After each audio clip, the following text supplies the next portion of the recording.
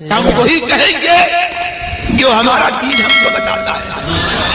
عمل کرو تو تمہارا بھلا ہے، نہیں کوئی عمل کرے تو نقصان ہمارا نہیں ہے، اسی کا نقصان. بسم اللہ الرحمن الرحیم.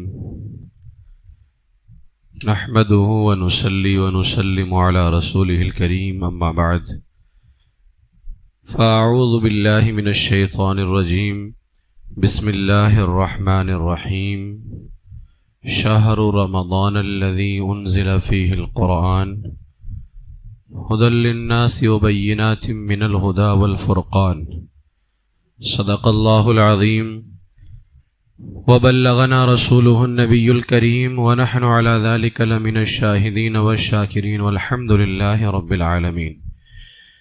بارگاہ رسالت مآب صلی اللہ علیہ وسلم میں بلند آواز سے محبت کے ساتھ درود و سلام کا نذرانہ پیش کر لیں. اللہم صلی علی سیدنا و مولانا محمد معدن الجود والکرم منبع العلم والحلم والحکم وبارک وسلم صلاة و سلاما علیک یا رسول اللہ صلی اللہ تعالی علیہ وسلم. نبی اور آل نبی کی بارگاہ میں حصول برکت کے لیے ایک مرتبہ اور پڑھ لیجئے. صلی اللہ علی النبی الامی وآلہ صلی اللہ علیہ وسلم صلاۃ و سلاما علیک یا رسول اللہ صلی اللہ تعالی علیہ وسلم. السلام علیکم ورحمۃ اللہ وبرکاتہ. ماہ رمضان شریف بہت قریب ہے اور اللہ تبارک و تعالیٰ کے فضل و کرم سے سرور کائنات صلی اللہ تعالیٰ علیہ وسلم کی نظر عنایت سے انشاءاللہ تعالیٰ بہت جلد ماہ رمضان اپنی تمام تر رحمتوں اور برکتوں کے ساتھ ہم پر سایہ فگن ہونے والا ہے. ماہ رمضان شریف یہ اللہ کا خاص مہینہ ہے، اس کا مہمان ہے. ماہ غفران بھی کہتے ہیں، ماہ صیام بھی کہتے ہیں کہ بخششوں کا مہینہ ہے، روزہ رکھنے کا مہینہ ہے. اس میں تلاوت قرآن لوگ کثرت سے کرتے ہیں تو ماہ تلاوت قرآن بھی کہتے ہیں. یعنی اس مہینے کے اندر بندے اللہ کی طرف زیادہ سبقت کرتے ہیں اور اللہ رب العزت کو یاد کرنے کی کوشش کرتے ہیں. آج کا عنوان جو ہے ماہ رمضان شریف کے حوالے سے ہے کہ ماہ رمضان میں کون سے ہم کام کریں جو ہمارے لیے زیادہ بہتر ہو. یقیناً یہ اللہ تبارک و تعالیٰ کا فضل و کرم ہے کہ وہ ہمیں زندگی میں دوبارہ پھر ماہ رمضان عطا فرما رہا ہے. تو ماہ رمضان شریف کو ہم اس طرح گزاریں اور ماہ رمضان شریف میں ہم ایسے کام کریں کہ ماہ رمضان شریف کے جانے کے بعد بھی ہمیں ماہ رمضان شریف کی یاد آنی چاہیے. اس حوالے سے کچھ خصوصی اعمال میں آج آپ کے سامنے پیش کروں گا. سب سے پہلا عمل جو ہمیں رمضان شریف کے اندر کرنا ہے بہت ہی پابندی کے ساتھ وہ ہے روزہ. اس لیے کہ روزہ فرض ہے اور نبی کریم سید عالم صلی اللہ تعالی علیہ وسلم نے فرمایا انسان جو بھی نیک عمل کرتا ہے اس کا اجر اللہ تبارک و تعالی اسے 10 گنا سے لے کر کے 700 گنا تک عطا فرماتا ہے. لیکن خاص روزے کے حوالے سے اللہ کے رسول علیہ السلام نے فرمایا کہ اللہ تعالی اس عمل کے بارے میں فرماتا ہے کہ یہ روزہ خالص میرے لیے ہے اور اس لیے میں ہی اس کی جزا دوں گا. اب اس کی جزا کیا ہے تو میرے آقا علیہ السلام فرماتے ہیں کہ اللہ تعالیٰ فرماتا ہے روزہ دار صرف میرے لیے میری خاطر اپنی جنسی خواہش کھانا اور پینا چھوڑتا ہے تو روزے دار کے لیے 2 خوشیاں ہیں. ایک خوشی اسے روزہ کھولتے وقت حاصل ہوتی ہے اور دوسری خوشی اسے اس وقت حاصل ہوگی جب وہ اپنے رب سے ملے گا. اور میرے آقا علیہ السلام نے فرمایا روزے دار کے منہ کی بو اللہ کے یہاں کستوری سے بھی زیادہ پاکیزہ ہے وہ. تو یہ روزہ جو ہے بہت سارے حضرات بیماریوں کا بہانہ بناتے ہیں اور طرح طرح کے معاملات جو ہے رمضان کے اندر وہ علماء کے سامنے پیش کرنے کی کوشش کرتے ہیں. اپنے دلوں میں اللہ کا خوف رکھو. علماء مسئلے بتانے کے لیے ہیں لیکن تمہارے بیجا مسائل حل کرنے کے لیے نہیں بیٹھے ہوئے ہوں. فالتو کے مسائل جو ہے اپنے پیدا کرو اور طرح طرح کی بیماریاں اگر تم تدبیریں کر کر کے اپنے آپ کو روزے سے بچانا چاہو گے تو یاد رکھ لو اللہ کی خفیہ تدبیر بھی ہے. اگر بلا وجہ بیماری کے اندر مبتلا ہونے کا ناٹک کیا تو اللہ ایسی بیماری کے اندر مبتلا کرے گا جس کا علاج تمہیں کہیں نہیں مل سکتا ہے. اس لیے پھالتو کے چکر میں جو لوگ پڑتے ہیں اور طرح طرح کی بیماریوں کا بہانہ بنا کر کے معاذ اللہ رب العالمین روزہ رکھنے سے بچنا چاہتے ہیں. ہم سلائی کا کام کرتے ہیں, مشین پہ بیٹھنا رہتا ہے. آپ سارے کام چھوڑ دیجئے, آپ کو روزہ رکھنا ہے تو رکھنا ہے. سلائی کیجئے, مشین پر بیٹھیے یا کچھ بھی کیجئے, جو اللہ نے فرض کر دیا اب اس کو چھوڑنا نہیں ہے. اپنے سارے کام چھوڑ دو, اس کو چھوڑنے کا حکم ہے. لیکن جب اللہ تبارک و تعالیٰ نے فرض کر دیا ہے روزہ تو پھر اس کو رکھنا ہر حال میں رکھنا ہے اس کو. لہٰذا سب سے پہلا کام ماہ رمضان کے اندر یہ کرنا ہے کہ ہمیں روزہ پابندی سے رکھنا ہے. اور جو حضرات روزہ پابندی سے رکھتے ہیں رمضان گزرنے کے بعد بھی, ظاہر سی بات ہے جو پابندی ہوتی ہے, اب رمضان کے بعد لوگ پابندی سے روزہ تو رکھتے نہیں ہیں, تو وہ ان کو یاد آتا ہے کہ ہم تو جو ہے روزانہ سحری کرتے تھے, افطاری کرتے تھے, روزہ رکھتے تھے. تو پابندی سے روزہ رکھنے والوں کو ماہ رمضان کے بعد بھی رمضان کی یاد آتی ہے وہ. لیکن جو لوگ بس یوں ہی وقت گنواتے ہیں تو پھر ان کے لیے تو سب برابر ہے. میرے آقا علیہ الصلوۃ والسلام نے فرمایا جس نے رمضان کے روزے ایمان کے ساتھ اور ثواب کی نیت سے رکھا تو اللہ تعالیٰ اس کے پچھلے گناہوں کو معاف فرما دیتا ہے. تو کوئی معمولی مہینہ ہمارے درمیان نہیں آ رہا ہے, اس لیے اس میں سب سے پہلا کام جو ہمیں کرنا ہے وہ کیا کرنا ہے؟ زور سے بولیے نا, کیا کرنا ہے؟ روزہ رکھنا ہے. بہت پابندی کے ساتھ میں روزہ رکھنا ہے. ہر آدمی اپنے اوپر لازم کر لے کہ ہمیں ماہ رمضان میں روزہ کیسے بھی کر کے رکھنا ہے. دوسرا کام ہے اچھے اخلاق, کیونکہ روزے کے اندر صرف کھانا پینا چھوڑ دینا ہی کمال نہیں ہے. بہت سارے جو ہے روزہ رکھتے ہیں اور دن بھر بیٹھ کر کے کیرم کھیلتے ہیں, جوا کھیلیں گے اور طرح طرح کے کام کرتے ہیں. میرے آقا حضور سید عالم صلی اللہ تعالیٰ علیہ وسلم نے فرمایا جس نے جھوٹ بولا اور جھوٹ پر عمل کرنا نہ چھوڑا تو اللہ تعالیٰ کو کوئی حاجت نہیں کہ یہ شخص اپنا کھانا پینا چھوڑ دے. اور میرے آقا علیہ الصلوۃ والسلام نے فرمایا روزہ ایک ڈھال ہے, جب تم میں سے کسی کا روزے کا دن ہو تو نہ وہ دل لگی کی باتیں کرے نہ کھیل کود کرے. اگر کوئی اسے گالی دے یا لڑنے کی کوشش کرے تو کہہ دے کہ میں روزے سے ہوں, لیکن یہ اس فالتو کام کے اندر ملوث نہ ہو. بہت سارے حضرات دیکھ کہ ہمارے محلے کے اندر ہی روزے کی حالت میں جھگڑا شروع ہو جاتا ہے, روزے کی حالت میں گالی گلوچ شروع. افطاری کا وقت دعاؤں کی قبولیت کا وقت ہوتا ہے, کتنی مرتبہ دیکھا جاتا ہے افطاری کے وقت میں جھگڑے شروع رہتے. بتائیے ایسی ایسی گالیاں افطاری کے وقت میں, کیا فائدہ تمہارے روزہ رکھنے کا؟ رسول پاک علیہ الصلوۃ والسلام نے فرما دیا کہ تمہارے ایسے روزوں کی اللہ کو کوئی حاجت نہیں ہے. لہٰذا اگر روزہ رکھ رہے ہو تو دوسرا کام یہ کرنا ہے کہ روزے کی حالت میں اپنے اخلاق کو بہتر بنائے رکھیں تاکہ وہ روزہ اللہ تبارک و تعالیٰ کی بارگاہ میں تمہارے لیے ثواب کا ذریعہ بن سکے. وہ تیسرا کام یہ کرنا ہے سحری.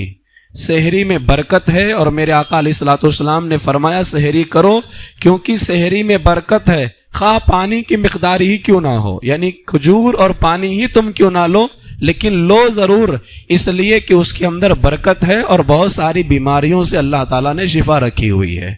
تو تیسرا کام ہمیں یہ کرنا ہے کہ سحری کرنا ہے. چوتھا کام ہے قیام اللیل. قیام اللیل کہتے ہیں رات کی نماز کو. اب رات کی نماز جو ہوتی ہے وہ نفلی نمازیں بھی ہیں. اب ماہ رمضان شریف کے اندر قیام اللیل میں تراویح کی نماز بھی ہے, تو ہمیں پابندی کے ساتھ میں تراویح کی نماز ادا کرنی ہے. میرے آقا علیہ الصلوۃ والسلام نے ارشاد فرمایا حدیث پاک کے اندر جس نے رمضان کی راتوں میں قیام کیا ایمان کی حالت میں تو اللہ تبارک و تعالیٰ اس کے پچھلے گناہوں کو معاف فرما دیتا ہے. اور قرآن مقدس کے اندر اللہ تبارک و تعالیٰ نے اپنے خاص بندوں کی جو صفتیں بیان کی ہیں, اللہ فرماتا ہے والذین یبیتون لربہم سجدا وقیاما, ان کی راتیں اپنے رب کے سامنے قیام اور سجود میں گزرتی ہیں. یعنی اللہ نے اپنے خاص بندوں کی جو صفت بیان کی ہے وہ یہ بیان کی کہ جو میرے خاص بندے ہوتے ہیں ان کی راتیں قیام میں اور سجدوں میں گزرتی ہیں. تو ہم اور مہینے اگر یہ اہتمام نہیں کر پاتے ہیں تو ماہ رمضان کے اندر کم سے کم ہم پوری رات نہیں تو 20 رکعت تراویح کے اندر ہم شامل ہو جائیں. بہت سارے حضرات تراویح تک کے چھوڑ دیتے ہیں, ان کو تراویح نہیں پڑھنی ہے.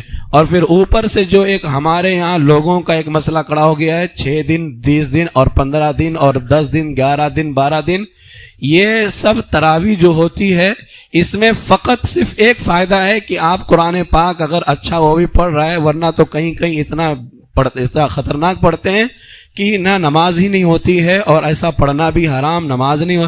اور لوگ تو آج ڈیمانڈ کرتے ہیں کہ جو ہے کوئی حافظ کہیں گیا اور اس نے سنایا تو وہاں کے اراکین ٹرسٹیان اور کہتے ہیں کہ یہ تھوڑا زیادہ فاسٹ نہیں پڑھ پا رہا ہے معاذ اللہ رب العالمین. کیا تم نے قرآن کا خود مذاق بنایا ہے؟ خود مذاق بنایا. آج قرآن کی تعلیم پہ عمل کر رہے ہیں. اب بتاؤ یوپی کی سرزمین پر ظالم حکومت نے اردو پہ پابندی لگائی کہ نہیں؟ لیکن مزہ یہ ہے کہ اس نے اردو کو بند کرنے والی بات بھی اردو میں کہی ہے. اس ظالم نے اردو کو بند کرنے والی بات بھی اردو کے اندر بولی. اب بتاؤ وہ اردو بند کر رہے تو آپ کو اردو کتنی آتی ہے؟ اس کے خلاف تو ہم جو کرنا اس کے خلاف آپ کرتے رہیے. آپ کو اردو کتنی آتی ہے بتائیے؟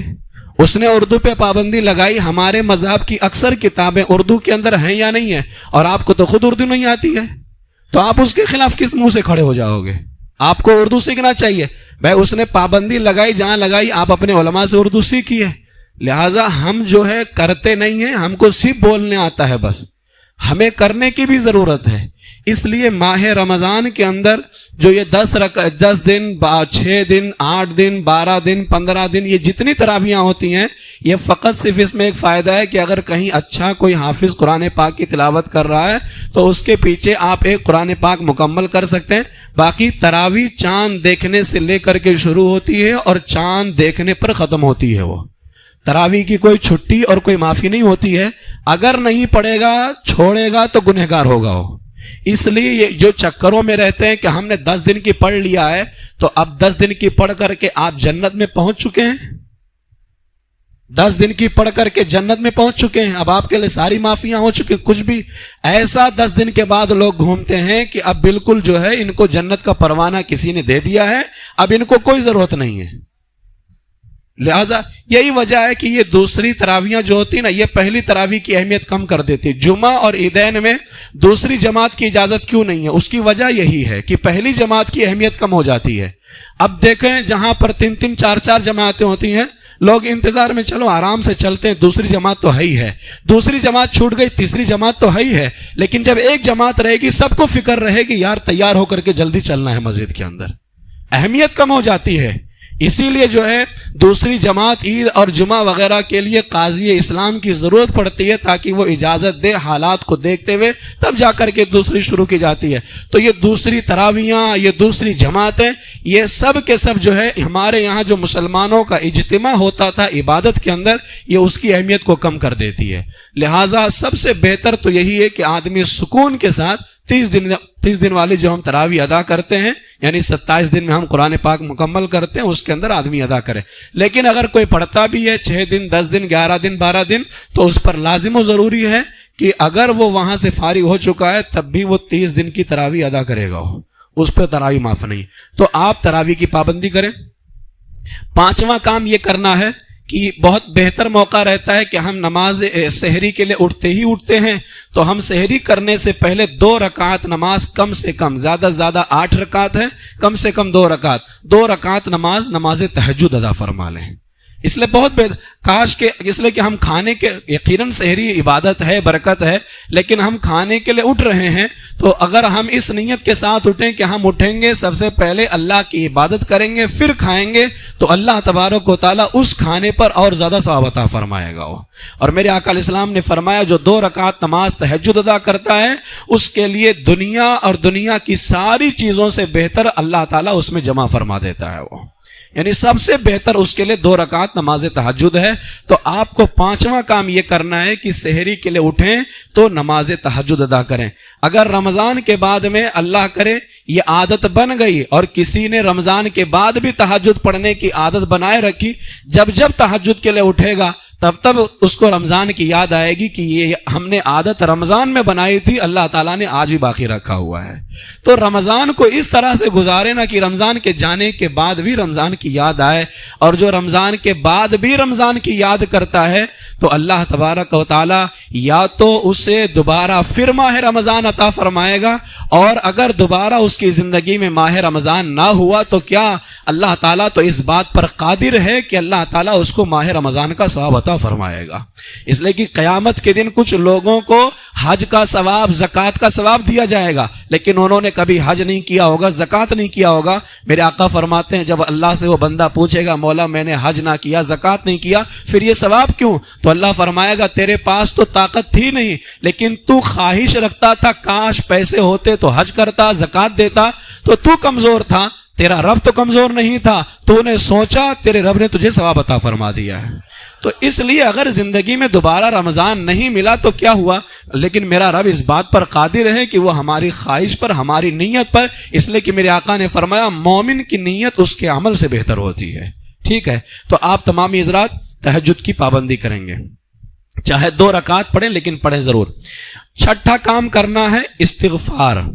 صبح سحری میں اٹھیں آپ تو کم سے کم 70 مرتبہ استغفر اللہ ربی من کل ذنب واتوب الیہ. اگر پورا بولنے میں اگر ایسا لگتا ہے کہ وقت کم بچا ہے تو آپ صرف استغفر اللہ استغفر اللہ استغفر اللہ، اس لیے کہ استغفر اللہ کا مطلب ہوتا ہے میں اللہ سے بخشش طلب کرتا ہوں، ہے نا. ہو گیا. اب استغفر اللہ ربی من کل ذنب واتوب الیہ، میں اپنے رب سے ہر گناہ کی بخشش مانگتا ہوں اور اس کی طرف پلٹتا ہوں. تو اگر معنی کے اعتبار سے دیکھا جائے تو چاہے استغفر اللہ ہو یا استغفر اللہ ربی من کل ذنب واتوب الیہ، تو اس کا معنی مفہوم ایک ہی ہوتا ہے. جب بندہ کہتا ہے کہ میں اپنے رب سے بخشش مانگتا ہوں تو گویا وہ یہ کہنا ہی چاہتا ہے کہ میں اپنے گناہوں کی بخشش مانگتا ہوں. تو اگر وقت کبھی کم رہ گیا ہے تو استغفر اللہ استغفر اللہ استغفر اللہ 70 مرتبہ کہہ لے، اور اگر وقت ہے تو پورا جملہ ادا کر لے استغفر اللہ ربی من کل ذنب واتوب الیہ. اس لیے کہ روایتوں میں آتا ہے کہ اللہ تبارک و تعالی رمضان شریف کی ہر رات میں آسمان دنیا پر نزول فرماتا ہے اور اس کی رحمت پکار کر کے کہتی ہے کوئی بخشش طلب کرنے والا کہ میں اسے بخش دوں. لہٰذا جب سحری کے وقت میں اٹھیں تو اللہ کی بارگاہ میں ضرور اپنے گناہوں کی بخشش کی دعا کریں. 7واں کام کرنا ہے فجر کی نماز با جماعت ادا کرنی ہے. فجر کی نماز با جماعت، اور فجر کی نماز کے بعد میں آپ بیٹھے رہیں تھوڑی دیر، درس وغیرہ بھی ہوتا ہے، بیٹھے رہیں. پھر جب جو ہے سورج نکل جائے اور مکروہ وقت ختم ہو جائے اس کے بعد 2 رکعت نماز کم سے کم نماز اشراق ادا کیجئے. اس لیے کہ فرمایا گیا جو نماز فجر با جماعت ادا کرے اور وہیں بیٹھا رہے اور سورج طلوع ہونے کے بعد میں وہ 2 رکعت نماز اشراق ادا کرے، اللہ تعالیٰ اس کو حج اور عمرے کا ثواب عطا فرماتا ہے.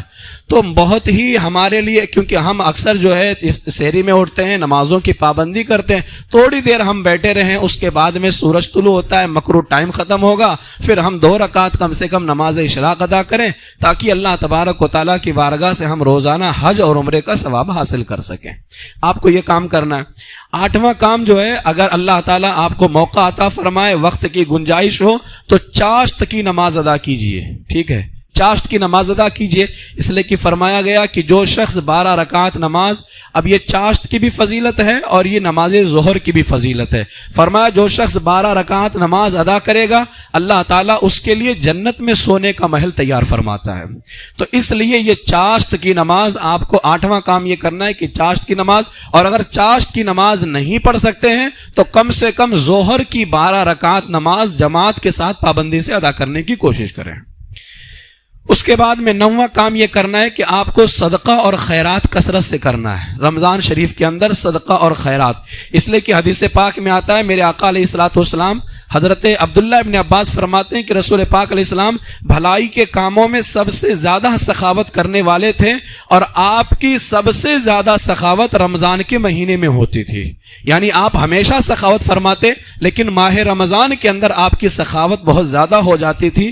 اور یہاں تک کہ حضرت جبریل علیہ السلام آپ سے جب ملتے تو آپ کی سخاوت اتنی زیادہ اور اس طرح عام ہوتی، حضرت عبداللہ ابن عباس فرماتے ہیں جیسے تیز ہوا ہوتی ہے اس طرح رسول پاک علیہ الصلوۃ والسلام کی سخاوت ہوا کرتی تھی۔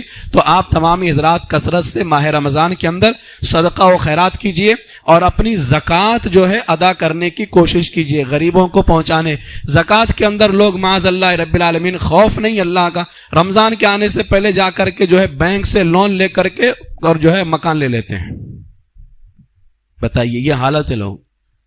جس رب نے مال دیا ہے اگر وہ دینا جانتا ہے تو وہ لینا بھی جانتا ہے۔ تمہیں راتوں رات ایسی تکلیف کے اندر مبتلا کرے گا کہ تم پچھتاتے رہ جاؤ گے پوری زندگی۔ رمضان شریف کے آنے سے پہلے لوگ جا کر کے سود لے کر کے، جبکہ سود لینا حرام ہے، اب اس کا نام انگریزی میں پڑ گیا لون تو وہ جائز ہو گیا، اور اردو میں تھا سود تو ناجائز رہا ہو، لون ہو گیا انگلش میں تو جائز ہو گیا۔ یہ حال بنا کر کے اور علماء کو آ کر کے پریشان کرتے، یہ اتنا لیا تو اس کے اوپر اتنا چڑھ گیا، اس ادھر اتنا گھماتے ہیں لوگ رمضان شریف کے اندر، صرف دماغ خراب کرتے ہیں۔ اس لیے سود لینا حرام ہے۔ اگر اللہ تبارک و تعالیٰ نے مکان دے کر کے رکھا ہے، اچھا رمضان سے پہلے اکثر لوگ جو ہے مکان لیں گے، کہیں قرضہ دے دیں گے اور پھر کہیں گے کہ ہمارے اوپر اتنا قرضہ چڑھا ہوا ہے تو یہ مسئلہ ہے، بس کیسے بھی زکوٰۃ نہ دینا پڑے ان کو، بس کیسے بھی زکوٰۃ نہ دینا پڑے، اس لیے اپنے اوپر لازم کر لو۔ کچھ بندے تو الحمدللہ ایسے بھی ہوتے ہیں کہ ان پر زکوٰۃ فرض نہیں ہوتی تو بھی نکال رہے ہوتے ہیں، وہ تو بھی نکال رہے ہوتے ہیں، یہ خاص اللہ کا فضل ہوتا ہے۔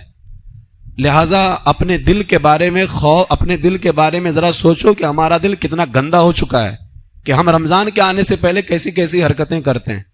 اگر آج مسلمان جتنے ہیں سب اپنی زکوٰۃ نکالنا شروع کر دینا تو کوئی مسلمان غریب نہیں رہ جائے گا، کوئی غریب نہیں رہ جائے گا، لیکن صرف ہمارے اندر جو ہے نا، صرف جو ہے دنیا داری آ چکی ہے، اور اس قدر دنیا داری ہمارے دلوں میں گھر کر چکی ہے کہ بس اللہ تعالیٰ کی پناہ ہے۔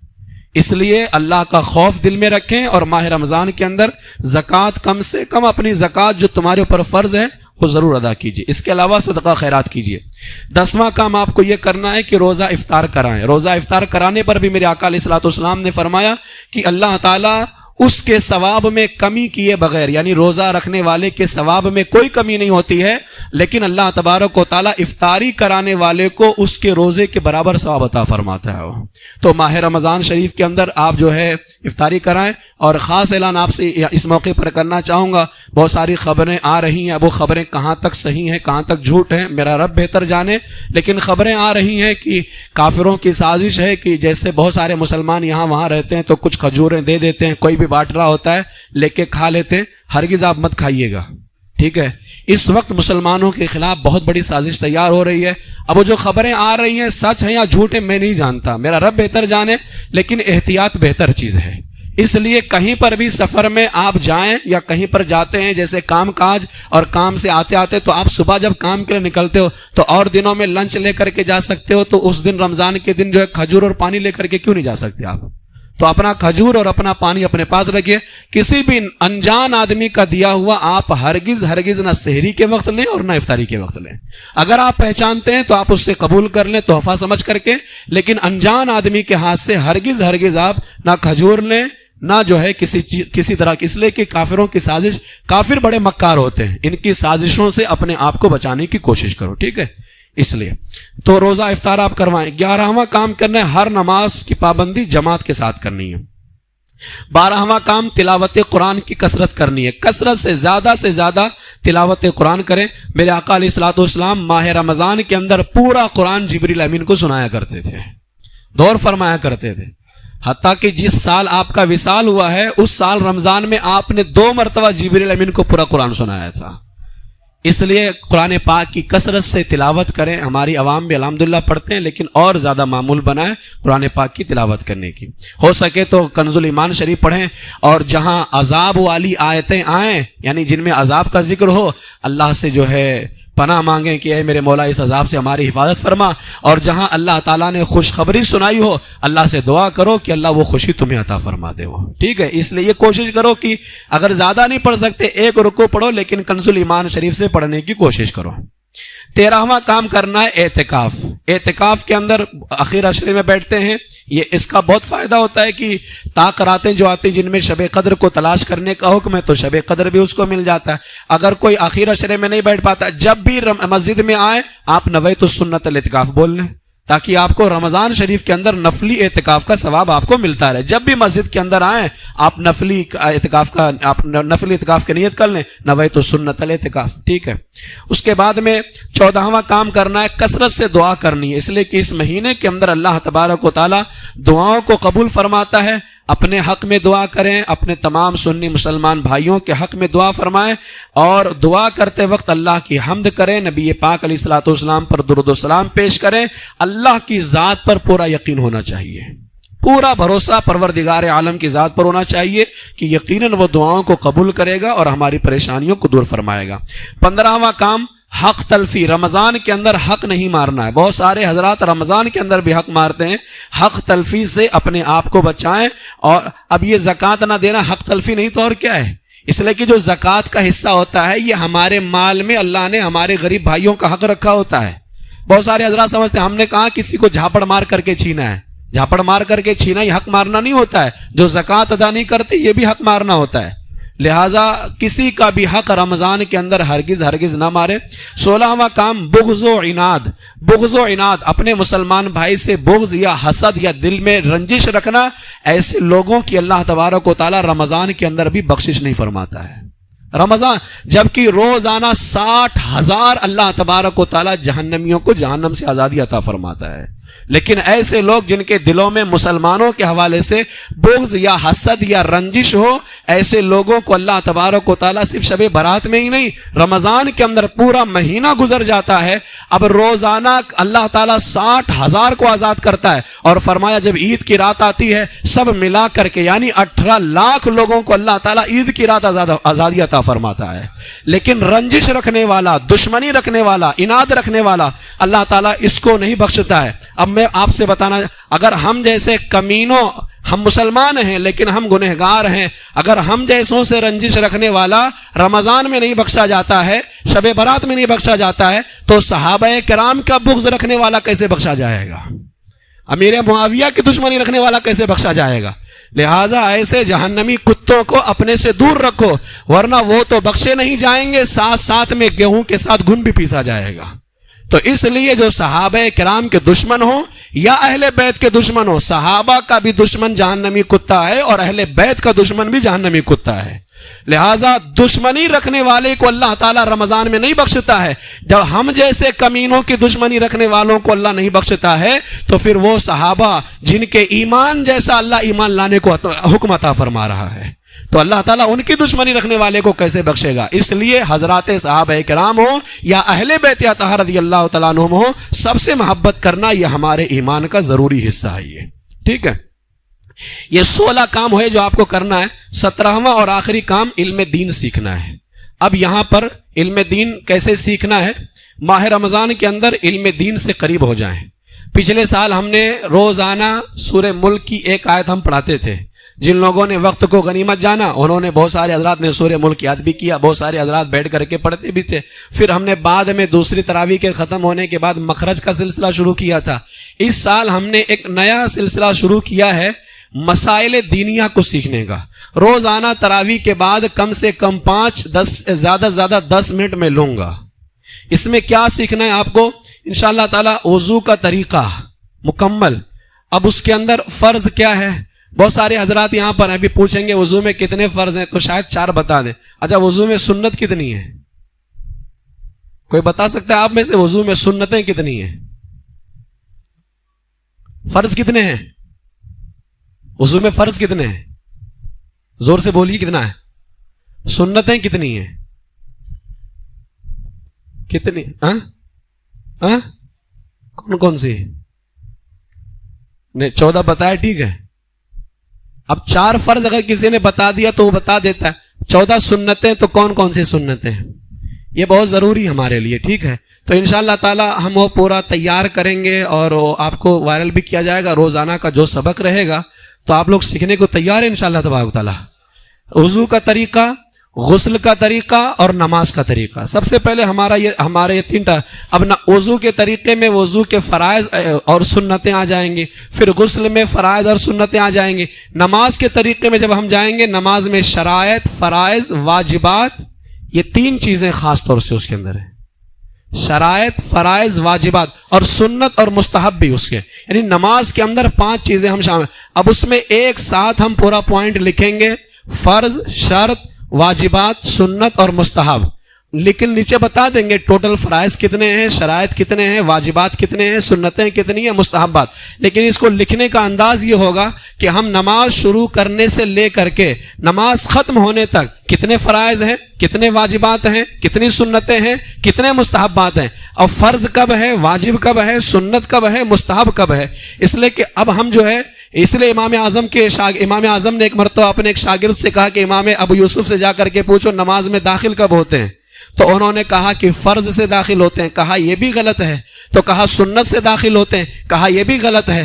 کہا یہ کیسے ہو سکتا ہے کہ نماز میں نہ فرض سے داخل ہو نہ سنت سے. کہا دونوں سے داخل ہوتے ہیں, فرض سے بھی داخل ہوتے ہیں, سنت سے بھی داخل ہوتے ہیں. تو فرمایا کیسے؟ کہا نماز میں تکبیر تحریمہ کیا ہے, فرض ہے, اور تکبیر تحریمہ سے داخل ہوتے ہیں. ہاتھوں کو کانوں تک اٹھانا سنت ہے, تو نماز میں فرض سے بھی داخل ہوتے ہیں اور سنت سے بھی داخل ہوتے ہیں. اور اچھا, صرف فرض سنت سے نہیں, نماز میں فرض سے بھی داخل ہوتے ہیں, سنت سے بھی داخل ہوتے ہیں, واجب سے بھی داخل ہوتے ہیں. اس لیے کہ تکبیر تحریمہ اللہ کی بڑائی فرض ہے, لفظ اللہ اکبر بولنا واجب ہے, کانوں تک ہاتھوں کو اٹھانا سنت ہے. تو فرض سے بھی داخل ہوئے, سنت سے بھی داخل ہوئے, واجب سے بھی.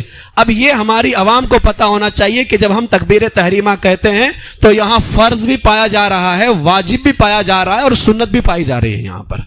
ٹھیک ہے, تو آپ تمامی حضرات اس کے اندر ساتھ دینے کو تیار ہیں ہمارا. تو اس رمضان کو ہمیں یادگار رمضان بنانا ہے کہ جب ہم رمضان کے بعد اپنی نمازیں ادا کریں گے, ہمیں واجبات کا پتہ ہوگا, سنتوں کا پتہ ہوگا, تب ہمیں ماہ رمضان کی یاد آتی رہے گی. اللہ تبارک و تعالیٰ کی بارگاہ میں دعا ہے کہ پروردگار عالم ہم سب کو جو ابھی بیان کیا گیا, اللہ تعالیٰ اس پر عمل کی توفیق عطا فرمائے, اور آنے والا جو ماہ رمضان ہے اللہ تعالیٰ اس کو ہماری زندگی کا یادگار رمضان شریف بنا دے. اور اس ماہ رمضان کے اندر اللہ تعالیٰ ہم سب کو زیادہ سے زیادہ علم دین سیکھنے اور اس کو سمجھنے اور اس پر عمل کرنے کی توفیق عطا فرمائے.